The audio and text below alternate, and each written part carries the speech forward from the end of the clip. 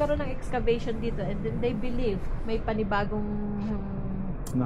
nakuha na naman na sinasabi nila na that maybe that is the possibility na that is the tomb of King Solomon. King Solomon. Yeah.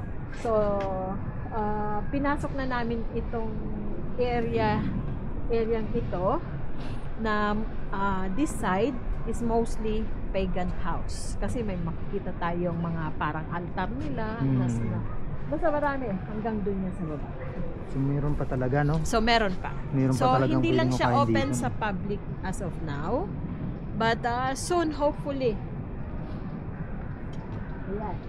Ang sinasabi dyan.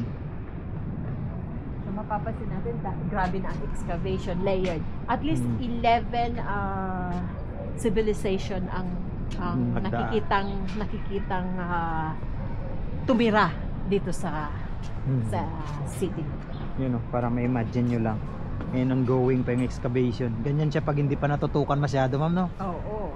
Yung parang dyan ka lang muna. Hindi pa, dyan ka lang muna. Sisimulan natin layer to layer. Kasi and then ibabalik yun. Napansin mo yung mga sako na naandun? Yun, pang-protection yun. So, minsan, tinatakpan nila yung pag nakakuha sila ng importanteng artifacts, tinatakpan nila. So, hindi mo na pwedeng galawin yan ngayon, no? O, tara na! At baka tayo masarhan. Kaya, mas marami pa doon. guys, time check, 3:33. 3:33. We have only 1 hour. Okay guys, tingnan nyo, may CCTV na dito sa may in-excavate na to. Di na pwedeng galawin yan dyan. Patay ka na dyan, tulad ng mga tinapang yun nila mula doon sa may Temple Mount dati, no? Oo. Nakita dyan sa may diba? Nabasa ko yung kwan nun.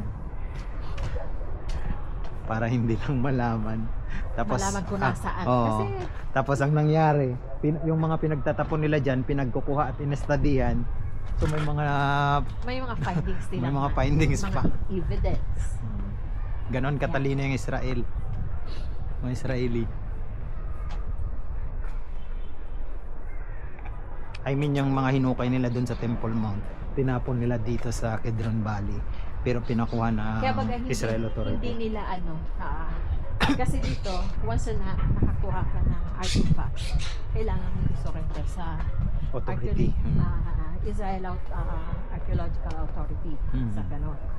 So, yun. Continuous ang pag-aaral. And then, let's see in the future.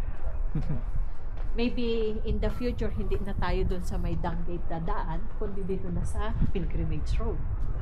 Di ba? Mas exciting. So dito, pagka lalabas ka dito sa going hindi to pinopen sa public to, tong Pilgrimage Road? Hindi pa. Hindi pa? Pero nakapunta na ako. Nakapasok na siya, guys. Nakita ko nga yung video kay Ma'am Dinet. Hindi pa pwede sa public, pero yung yung mga tour guide kasi minsan may access na sila talaga. Kasama na yun sa pag-aaral namin. Ito yung isa. Sige, labas tayo. Ipakita ko sa inyo.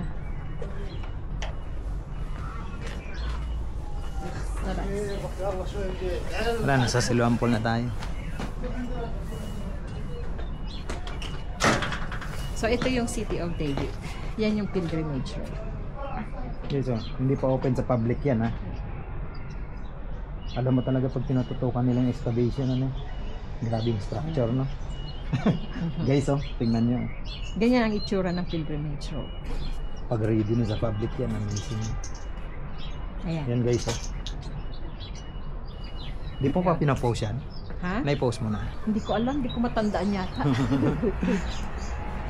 O, dandahan lang dito, ha?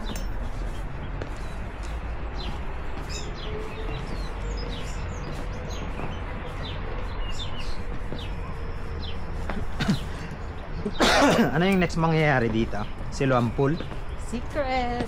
Yan, secret muna. Secret natin. May signal ka pa naman. Oo, so, nung 2004,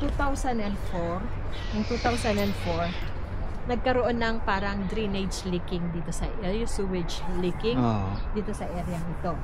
So, syempre, municipality. Dito kasi sa Israel, bawal kang bawal kang mag-start ng renovation or construction work hanggat wala ang National Authority ng Archaeology. Okay, so nung nagkaroon sila ng ang digging, may nakita silang isang parte. Ng isang parteng hagdanan. At yun ang titignan natin ngayon. Kung ano yun. May pa-surpresa pa, no? May pa-surpresa pa, guys. So hindi basta-basta kapag nakadiscover ka dito ng halimbawa isang banga na maraming coins, hindi pwedeng secret mo lang yon. Oo. Delikado. Delikado ka. Oo. Magmumulsa ka na. Paparusahan, kukulong ka pa. At least ma'am, 'di ba, kung ikaw yung nakadiscover, parang i-present mo sa authority, wow, na-discover ito ng isang stranger, Benjamin Nepomuceno dito, isang banga sa may Dead Sea area. Mas maganda yon kaysa sinikreto mo na hindi mo alam kung saan nakuha, no? Nasa iyo yung picture, di ba?